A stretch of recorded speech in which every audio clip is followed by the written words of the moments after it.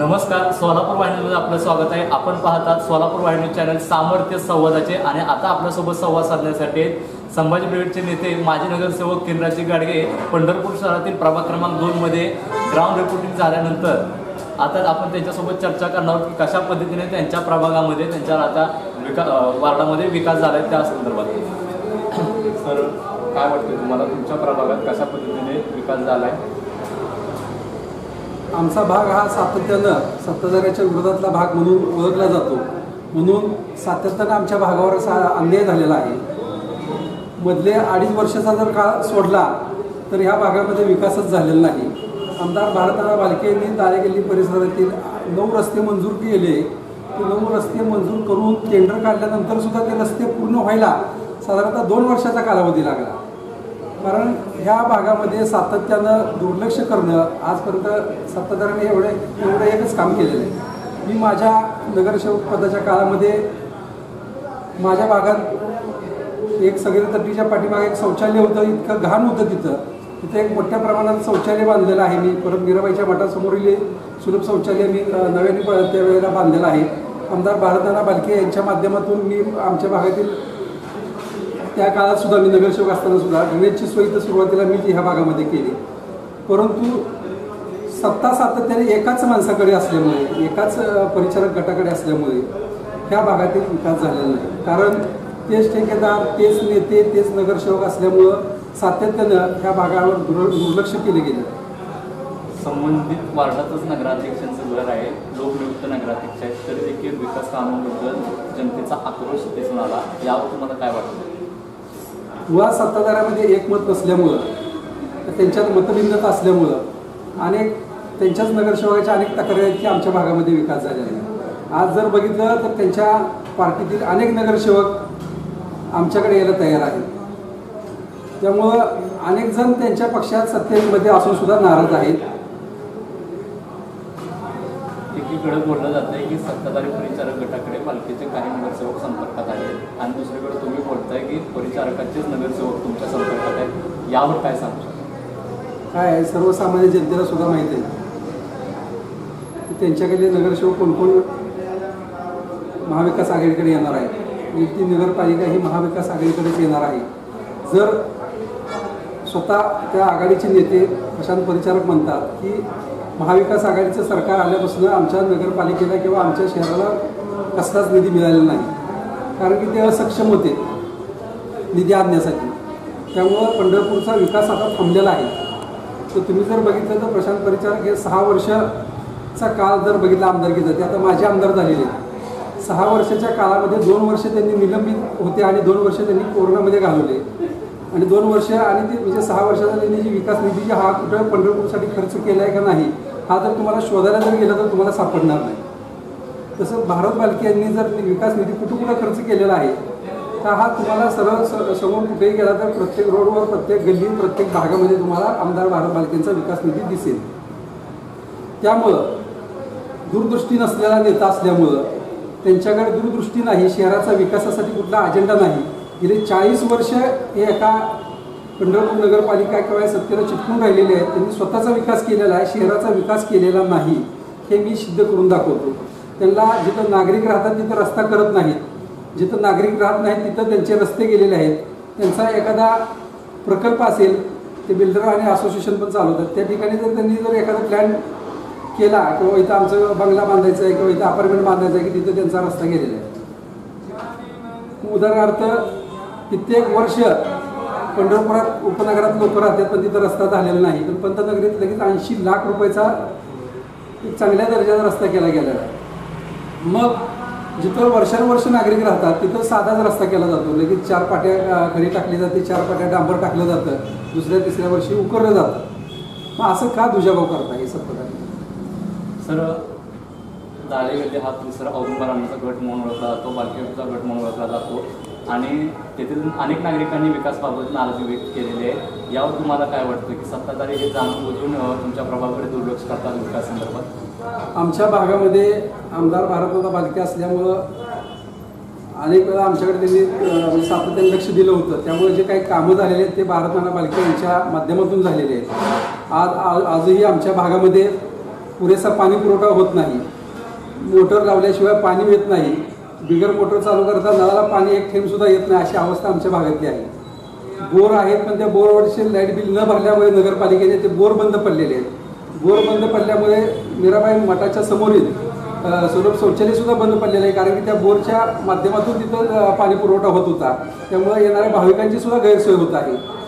नगरपालिकेला light bill भरायला सुद्धा रोड लाईट बिल भरायला पैसे नाहीत, बोरचे पैसे भरायला नाहीत, अशी अवस्था ह्या सत्ताधाऱ्यांनी नगरपालिकेची केलेली आहे. सर, प्रभाग क्रमांक 2 मध्ये प्रेमरत्न नगर येथे समाज मंदिर न झाल्याने नाराज व्यक्त केलेले आहे. त्याचं लाईटीचे खांब नसल्यामुळे देखील नाराज व्यक्त केलेले आहे.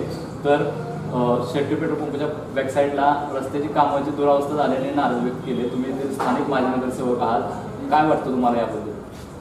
त्या भागात सातत्याने त्यांनी दुर्लक्ष केलेलं आहे, मी मागाशी सांगितलं. आणि आता जर बघितलं तुम्ही तर ह्या सत्ताधारी लोकांनी फक्त स्वतःच्या मर्जीतील लोकांच्या समोर किंवा स्वतःच्या जवळच असणारे रस्ते फक्त डेव्हलप केलेले आहेत, इतर ठिकाणी त्यांनी केलेलं नाही. त्यामुळं समाज मंदिर म्हणजे असू द्या किंवा झोपडपट्टीतले रस्ते असू द्या, त्याकडे जर तुम्ही लक्ष घातलं तर कुठंही विकास दिसत नाही. विकास ह्यांचा कुठं आहे तर यांनी फक्त कामं घ्यायची, मॅनेज करायचे आणि बगल बच्च्याला द्यायचे, तेच ठेकेदार तेच नेते असल्यामुळं ह्या पंढरपूरचा विकास होत नाही. मी सातत्याने सांगत आलेलो आहे.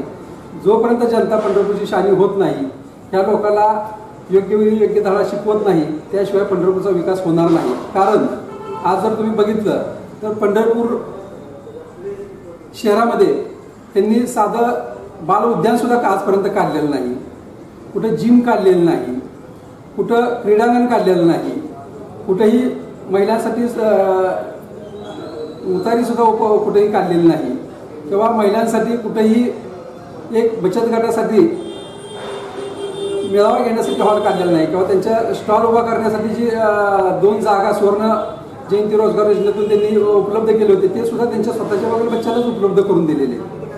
मग बचत गटाच्या महिलांना सुद्धा त्यांनी विकास करायचं त्यांनी कुठलीही आजपर्यंत भूमिका घेतलेली नाही. यांनी लहान मुलांसाठी काही केलेलं नाही, युवकांसाठी काय केलेलं नाही. साधं ज्या वेळेला आपल्या पंढरपूर शहरातील किंवा तालुक्यातील युवक ज्यावेळेला शिक्षण घेऊन बाहेर पडतो किंवा एखादा धंदा उद्योग करायचा म्हणून जर एखादा गाळा जर पंढरपुरात उपलब्ध होईल म्हणून जर हुडकायला गेला तर त्यांच्या काळामध्ये एकही व्यापारी संकुल आणू शकले नाही, ते आत्ता एकही गाळा उपलब्ध करू शकले नाही. त्यामुळं इथला तरुण सुद्धा बेरोजगार राहिलेला आहे. त्यांना गाळा उपलब्ध होत नसल्यामुळे तो व्यवसायही करू शकत नाही. आज मध्यवर्ती शहरामध्ये जर बघितलं तर धनदाडग्याच्या घशामध्ये 99 वर्षाच्या काळावर हे जागा त्यांनी दिलेली आहे. तिथं आरक्षित जागा असून सुद्धा शॉपिंग सेंटरची ती जागा त्यांनी विकसित करू शकत नाही, कारण की स्वतःच्याच लोकांची जागा कशी काढून घ्यायची, मताचं राजकारण करायचं, स्वतःच्या अर्थकारण करायचं, म्हणून या जनतेला कायम विकासापासून वंचित ठेवण्याचं काम यांनी केलेलं आहे. मी ओपन चॅलेंज देतो प्रशांत परिचारक यांना, तुम्ही शहराच्या विकासासाठी कधीही माझ्यासोबत चर्चा करावी. तुम्हाला ह्या पंढरपूरचा विकास काय केला हे तुम्हाला सांगता येणार नाही, कारण की तुमच्याकडे एवढ्या वर्ष सत्ता होती, तुम्ही आजपर्यंत त्या पंढरपूर शहरातील बालकांना उद्यान सुद्धा उपलब्ध करून दिलं नाही. जे 2 उद्यानं आहेत त्याची स्मशानाची अवस्था करून टाकलेली आहे. युवकांना क्रीडांगण उपलब्ध करून दिलं नाही किंवा जिम सुद्धा उपलब्ध करून दिलेलं नाही. तुम्ही ज्या वेळेला व्यवसाय करायचा आहे त्या लोकांना उद्योगधंद्यासाठी तुम्ही एखादा गाळा सुद्धा उपलब्ध करून दिलेला नाही, कारण की तुम्ही विकासाची दृष्टी तुमच्याकडे नाही. ज्या वेळेला माणूस रिटायर होतो तेव्हा संसारातून थोडंसं मोकळा होतो, त्यावेळेला ज्येष्ठ नागरिक संघ स्थापन करतो का ज्येष्ठ नागरिक जे पंढरपुरात वेगवेगळ्या पद्धतीने राहतात किंवा वेगवेगळ्या ठिकाणी थोडासा मोकळा श्वास घेण्याचा प्रयत्न करतात, त्यावेळेला त्या नगरपालिकेनं नाना पार्क सुद्धा कुठे यांनी एक सुद्धा ओपन केलेलं नाही. तेव्हा ह्या वयस्कर लोकांना कुठेही जॉगिंगला किंवा वॉकिंगला जाण्याची व्यवस्था केलेली नाही. म्हणजे जन्मोत्तर मरोत्तर ज्या काय अवस्थेमध्ये स्त्री असतील पुरुष असेल त्यांना कुठलीही व्यवस्था ही पंढरपूर नगरपालिकेच्या सत्ताधाऱ्यांनी आजपर्यंत उपलब्ध करून दिली नसल्यामुळे त्यांचा विकास पंढरपूर शहरातील नागरिकांच्या कुठल्याही उपयोगाचा राहिलेला नाही. रस्ते आज जर बघितलं तर अनेक ठिकाणी रस्त्याला खड्डे पडलेले आहेत, अनेक ठिकाणी रस्ते झालेले आहेत. पंढरपूर नगरपालिका ही एकमेव नगरपालिका आहे जे डांबरीकरणाचे रस्ते मुरुम टाकून बुजवते.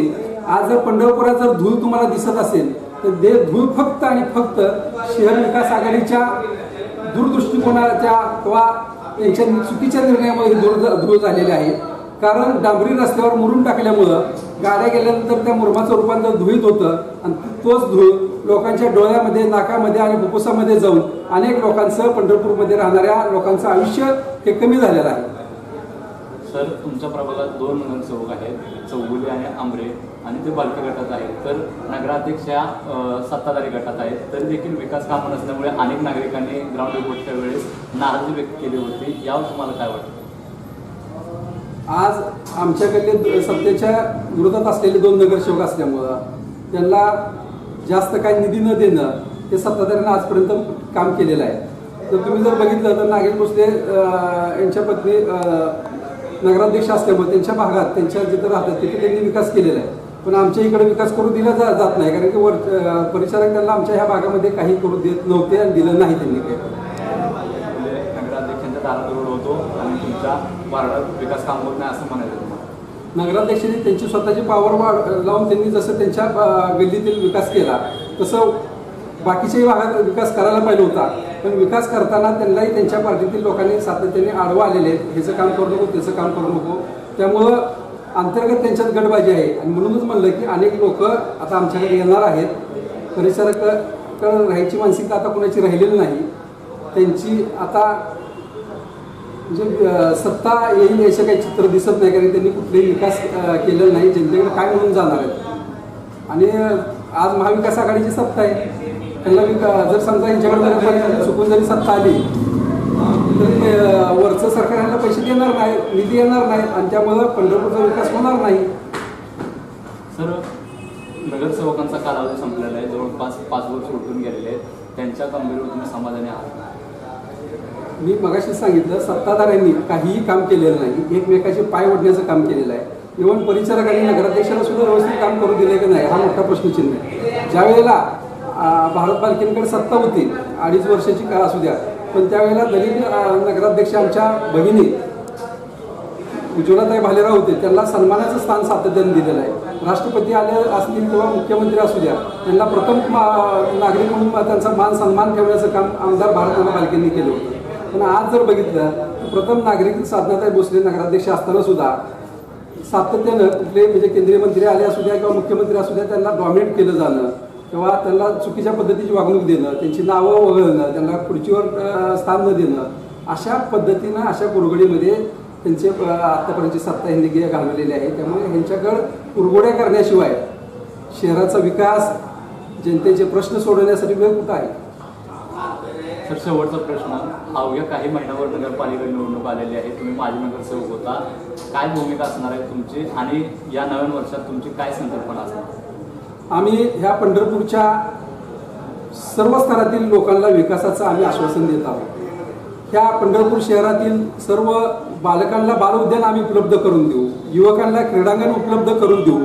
कारण बालक बालके यांच्या नावानं क्रीडांगण राज्य सरकारनं मध्येच जाहीर करून ठेवलेलं आहे. त्याची फक्त आम्हाला नगरपालिकेने जागा देणं गरजेचं आहे. 5 कोटी रुपये तिथं मंजूर केलेले आहेत आमदार भारत बालके क्रीडा संकुल म्हणून. आम्ही क्रीडांगण उपलब्ध करून देऊ. त्या इथल्या युवकांना अभ्यासिका आणि जिम आम्ही उपलब्ध करून देऊ. आणि ज्या वेळेला शिक्षण घेऊन स्वतःचा व्यवसाय काहीतरी करायचा आहे, नोकरी मिळत नाही म्हणून कुठं आपला व्यवसाय थाटायचा आहे, त्या लोकांना आम्ही पंढरपुरातील ज्या आरक्षित जागा आहेत त्या ठिकाणी जिथं जिथं उपलब्ध मेन रोडला जागा आहे तिथं आम्ही नगरपालिकेच्या माध्यमातून गाळे उपलब्ध करून त्यांना व्यवसायाला संधी देऊ. आणि नाना नानी पार्क काढून तिथल्या ज्येष्ठांना सुद्धा आम्ही संधी देऊ की जेणेकरून की घरातून बाहेर पडल्यानंतर नाना नानी पार्कमध्ये गेल्यानंतर वेगवेगळ्या पद्धतीनं त्यांना व्यायाम करता येईल, तिथे एकमेकाशी संवाद साधता येईल. अशा पद्धतीची आम्ही विकासाची भूमिका घेऊन आम्ही जनतेपुढे जाऊ. आणि त्या पंढरपूर शहरामध्ये भारतनाना बालकेंनी जसे पंढरपूरचा विकास डोळ्यापुढे ठेवून जसे येणाऱ्या पंढरपूरमध्ये येणारा नागरिक पंढरपूरमध्ये आला की त्याला समाधान वाटावं असे रस्ते त्यांनी भारतनाना बालकेंनी पंढरपुरातील घेतलेले. उदाहरणार्थ एस टी स्टँड समोरचा असू द्या, तुम्ही गजानन महाराज पिछाडी असू द्या, भक्ती मार्ग असू द्या, गोपाळपूरला जाणारा रस्ता असू द्या, किंवा असे विविध रस्ते त्यांनी आज जर बघितलं तर भारतनानांनी घेतलेले आहेत. त्यामुळं पंढरपूरच्या सौंदर्यात भर पडलेली आहे. भारतनाना बालके यांनी पंढरपूरच्या सौंदर्यात भर पडावी म्हणून LED दिवे सगळीकडे ठिकठिकाणी लावले, हायमोस्ट लॅम्प लावलेले आहे. महिलांसाठी शौचालय त्यांनी काही ठिकाणी उपलब्ध करून दिले, उतारे त्यांनी उपलब्ध करून दिलेले आहेत. जनतेसाठी येणाऱ्या भाविकांसाठी 200 कोटी रुपयाच्या पंढरपूर शहरामध्ये शौचालय स्नानगृह उपलब्ध करून दिल्यामुळं यात्रा झाल्यानंतर सुद्धा आपल्याला घाणीचा जास्त मोठ्या प्रमाणात आपल्याला सामना करावा लागत नाही. नानांनी सातत्याने दिवशी ठेवून आणि 24 तास वेळ देऊन पंढरपूरच्या विकासासाठी प्रयत्न केला होता. जो दिसतोय विकास आज पंढरपुरात तो भारताला बालकेमुळे दिसत आहे. धन्यवाद सर, तुम्ही तुमचा मौल्यवान आम्हाला दिल्याबद्दल. एकंदरीतच प्रभाग क्रमांक 2च्या ग्राउंड रिपोर्टिंगबाबत त्यांनी विकास दूरदृष्टीतून त्यांचा आराखडा सांगितलेला आहे. कशा पद्धतीने येणाऱ्या काळात पालिकेच्या पार्श्वभूमीवर त्यांनी विकासाची व्यूहरचना सोलापूर वाहिनीच्या माध्यमातून सांगितलेली आहे. तसेच त्यांनी पंढरपूर शहराचा विकास परिचारकांनी केला का यासाठी खुली चर्चा करण्यासाठी त्यांनी आमदार प्रशांतजी परिचारक यांना खुले आव्हान देखील केलेले आहे. कॅमेरामॅन विकी घोडकेसह मी सोहन जयस्वाल, सोलापूर व्हायरल, पंढरपूर.